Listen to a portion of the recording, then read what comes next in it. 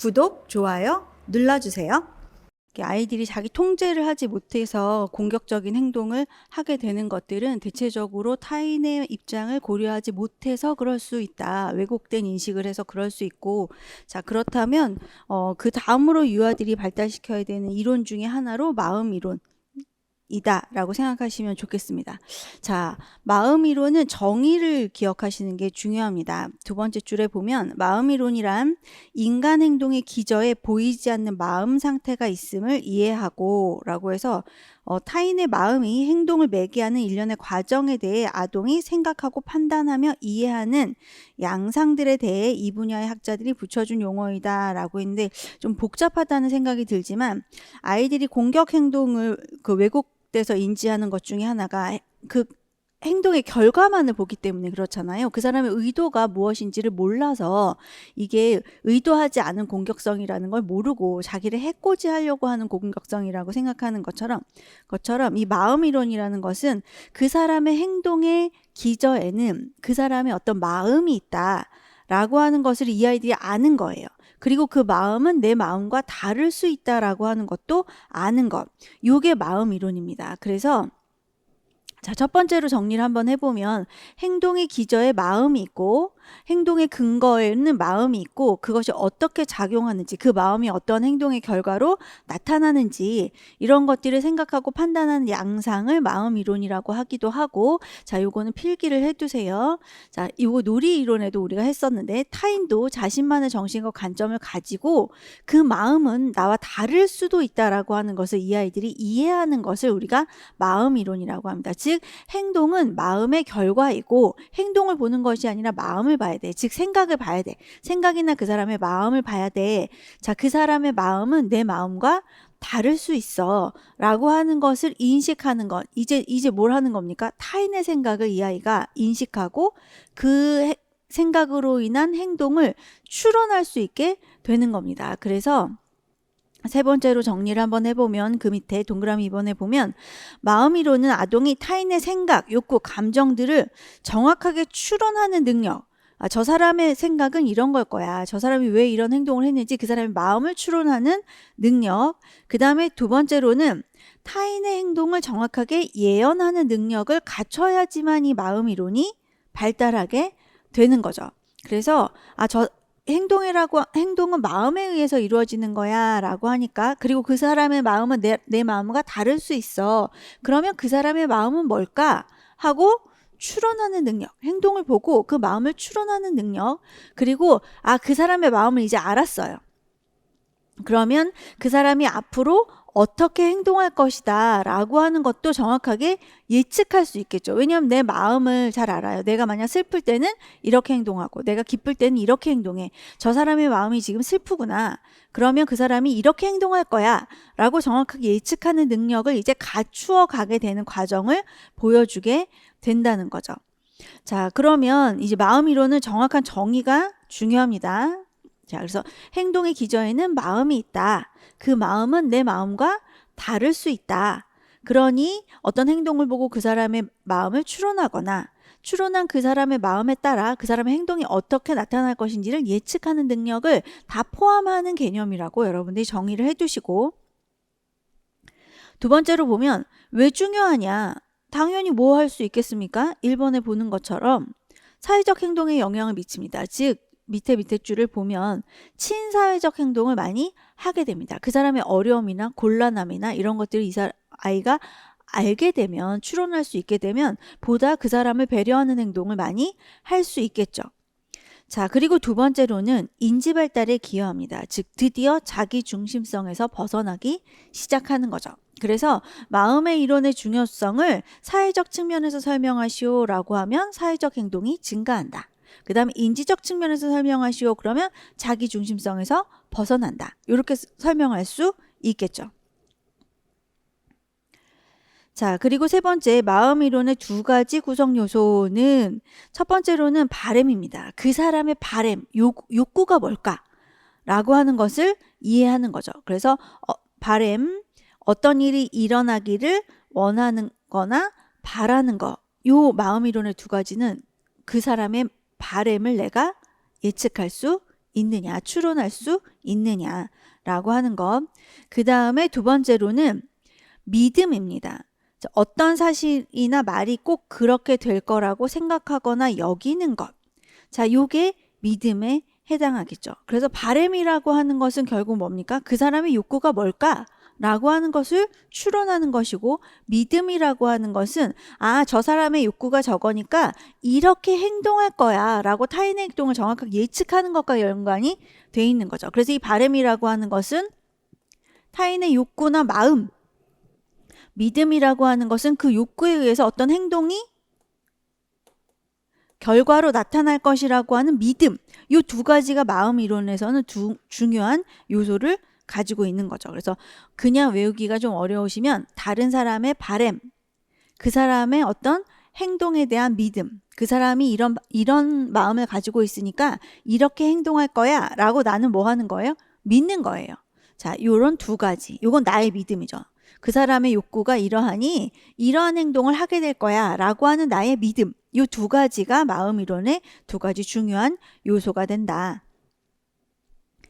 자, 그래서 그 107페이지에 보이는 틀린 믿음 과제라고 하는 것이 이제 마음 이론을 평가하기 위한, 유아들의 마음 이론을 평가하기 위한 실험에 해당할 수 있어요. 여러분들 이제 학교 다닐 때 많이 보셨던 내용이죠. 그래서 틀린 믿음도 용어 정의를 해두세요. 어떤 사건이 사실이 아님에도 불구하고 사실이라고 믿는 것, 요걸 틀린 믿음이라고 한다. 요 말로만 읽으면은 요게 무슨 의미인지 좀 어려우실 수도 있겠지만 실제적으로 그 틀린 믿음이라고 하는 것은 나와 그 사람의 믿음이 틀리다, 즉 다르다. 이게 우리가 번역을 해놨기 때문에 이게 틀린 믿음이라고 하는 거지. 어쨌든 마음 이론의 구성 요소 중에 요거 믿음이라고 하는 거 있잖아요. 타인이 이렇게 행동할 것이다 라고 하는 것에 대한 나의 신념. 요게 틀렸다는 거죠. 그 믿음이 틀렸다는 거예요. 자, 그걸 얘기하는 틀린 믿음입니다. 그래서 그림으로 설명하면 이런 거죠. 자, 셀리라는 친구가 있고 안느라는 친구가 있어요. 셀리가 자신의 바구니에다가 털뭉치를 두고 갑니다. 그리고 이동했어요.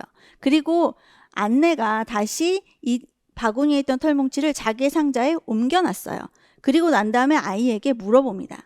이 아이가 셀리가 돌아오면 이 털뭉치가 어디에서 이 털뭉치를 찾을 것이냐라고 물어봅니다. 자, 그러면 우리는 이제 마음 이론이 형성된 사람으로서 이 아이는 어디에 가서 털뭉치를 찾을까요? 자기가 넣어두었던 이 바구니에 가서 털뭉치를 찾을 거라는 거죠. 왜냐하면 이 아이의 지금 마음은 뭐니까? 자기가 원래 여기다가 넣고 갔으니까 여기서 찾을 거라고 하는 걸 우리는 알아요. 그런데 마음 이론이 형성되지 않은 아이들은 어떻게 한다는 거예요? 있는 사실 그대로를 얘기한다는 거죠. 여기에서 찾을 거예요. 왜냐하면 여기에 지금 뭐가 있으니까, 털뭉치가 있으니까 라고, 즉 만약 이 바구니에서 찾을 거예요, 즉 A에서 찾을 거예요 라고 한 친구와 아니에요, 상자에서 찾을 거예요 라고 한 친구가 있어요. 그럼 어떤 친구가 셀리의 마음을 잘 예측한 아이일까요? 여기에서 찾을 거예요 라고 하는 아이가 셀리의 마음을 잘 예측하고 그 다음에 그 아이의 행동을 믿음, 그 아이가 여기에서 바구니에서 찾을 것이다 라고 하는 믿음을 이 아이는 가지고 있는 거죠. 그런데 여기에서 찾을 거, B에서 찾을 거예요 라고 한 아이는 누구의 마음을 예측하지 못하는 거예요. 셀리의 마음을 예측하지 못하는 거예요. 이게 이제 틀린 믿음, 실험, 가설이라고 하는 내용입니다. 틀린 믿음이라고 하는 것은 어떤 사건이 사실이 아님에도 불구하고 사실이라고 믿는 것, 요게 이제 기출에 나왔던 내용 그대로를 그대로 넣은 것인데, 이 틀린 믿음이라고 하는 것은 그 아이가 그렇게 행동할 거라고 내가 잘못 생각하는 거. 자, 요걸 틀린 믿음이라고 볼 수 있습니다. 자, 그래서 타인의 내재적 상태를 정확하게 이해하는 능력이 없으면 이 과제에서 실패하는 거죠.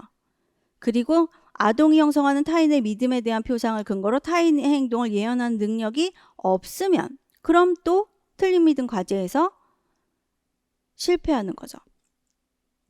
자, 그래서 요 틀린 믿음 과제가 뭐랑 연결되어 있습니까?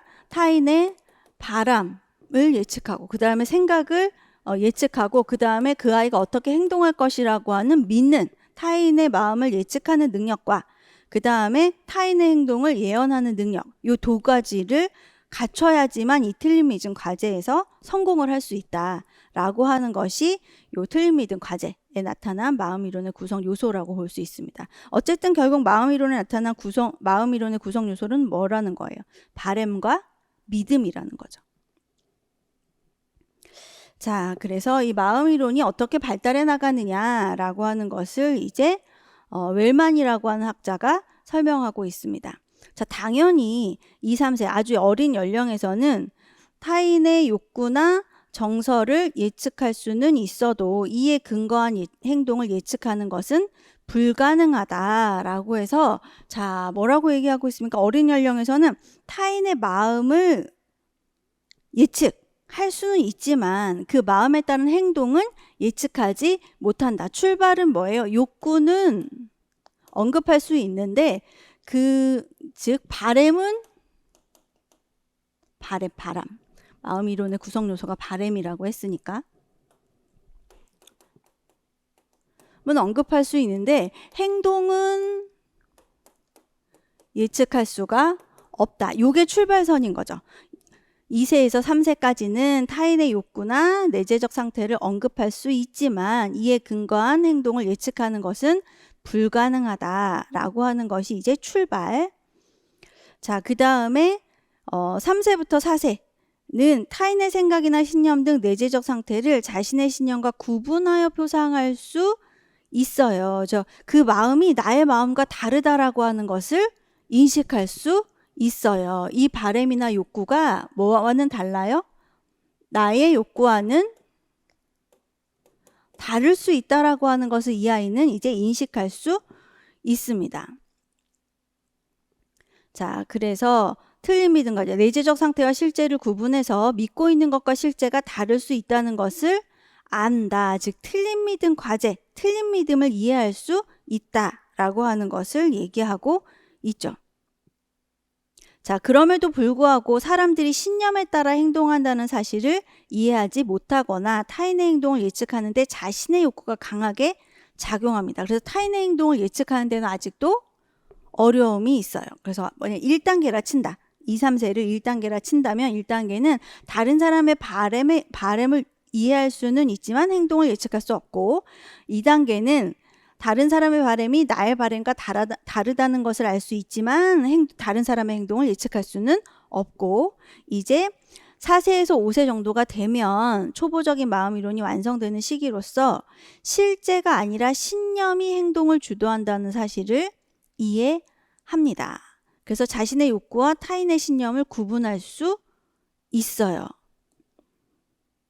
그리고 타인의 행동은 타인의 지각적인 경험이나 경험에 근거한 신념이나 지식에 의해서 결정된다는 것을 이해할 수 있다라고 하는 것.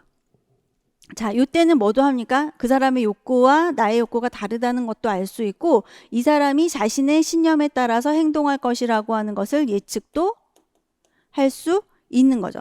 자, 2단계에서는 예측을 할 때 뭐에 근거해서 예측을 했냐면 나의 욕구에 근거해서 예측을 했거든요. 행동이. 그래서 틀렸어요. 나의 욕구에 의해서 예측을 했기 때문에 틀렸어. 근데 여기는 이제 뭐에 의해서? 너의 욕구에 의해서 행동한다는 것을 알기 때문에 타인의 행동을 예측할 수가 있습니다. 그래서 지금 연령으로 이렇게 나눠 두었는데 이걸 만약 단계로 생각한다면 이렇게 구분할 수 있겠다. 타인의 바램을 이해할 수 있지만 행동을 예측할 수 없고, 타인의 욕구와 나의 욕구를 구분할 수 있지만 나의 욕구에 의해서 행동을 예측하고, 이때는 타인의 욕구와 나의 욕구를 구분할 수 있고 타인의 욕구에 의한 타인의 행동을 예측할 수 있는 단계로 발달해 나가더라. 그래서 결국 이 마음 이론에서는 이 바램이라고 하는 것과 신념, 그렇죠? 신념에 따른 행동, 요게 상당히 중요한 구성 요소가 된다라고 하는 것, 두 가지 구성 요소를 잘 기준으로 삼아서 이해를 해두시면 좋겠습니다.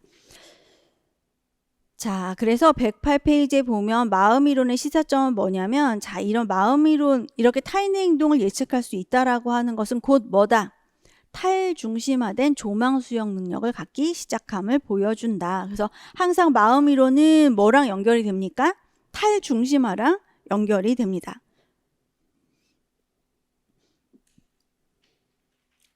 자, 그리고 마음 이론 발달에는 뭐가 영향을 미치느냐? 놀이 이론에서도 배웠었죠. 가장놀이 경험이 이 아이들의 마음 이론에 도움이 많이 되더라. 마음 이론이 형성되는데. 자, 그 다음에 또 하나는 타인과의 상호작용이 마음 이론 발달에 영향을 많이 준다는 거죠. 가족과의 대화, 또래와의 일상적인 상호작용이라고 되어 있지만 결국 사회적인 상호작용과 가장놀이가 타율중심화된 사고를 할 수 있는 마음 이론에 영향을 준다. 즉 타인의 마음을 이해할 수 있게도 해주고 그 타인의 마음에 따른 그 사람의 행동을 예측할 수도 있게 해준다라고 하는 것. 그래서 바램이라고 하는 것과 신념이라고 하는 것을 꼭 기억하면서 마음 이론을 해석하려고 하셔야 돼요. 왜냐하면 마음 이론이 되게 어려워요. 이거 대학원에 가면 한 학기 배워요. 한 학기. 너무 어려워서.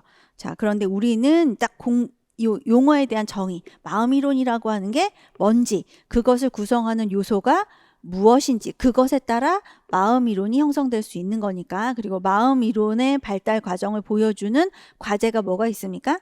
틀린 믿음 과제가 있다라고 하는 거. 그 다음에 틀린 믿음의 개념. 일단 이렇게만 정리를 해두세요.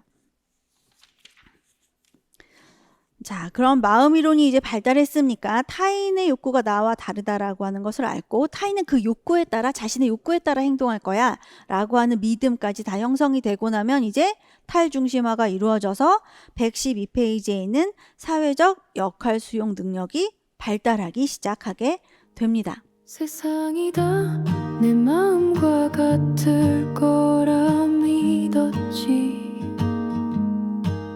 어린 날의 순수한 눈 그땐 몰랐네. 다른 사람 마음속엔 다른 세상 있다는 걸. 마음 이론 이제 조금씩 알아가는 것.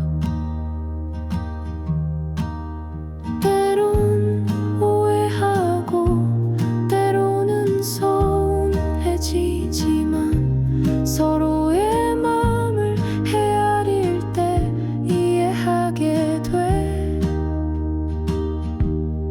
나와 다른 너의 생각 그 속에 진실을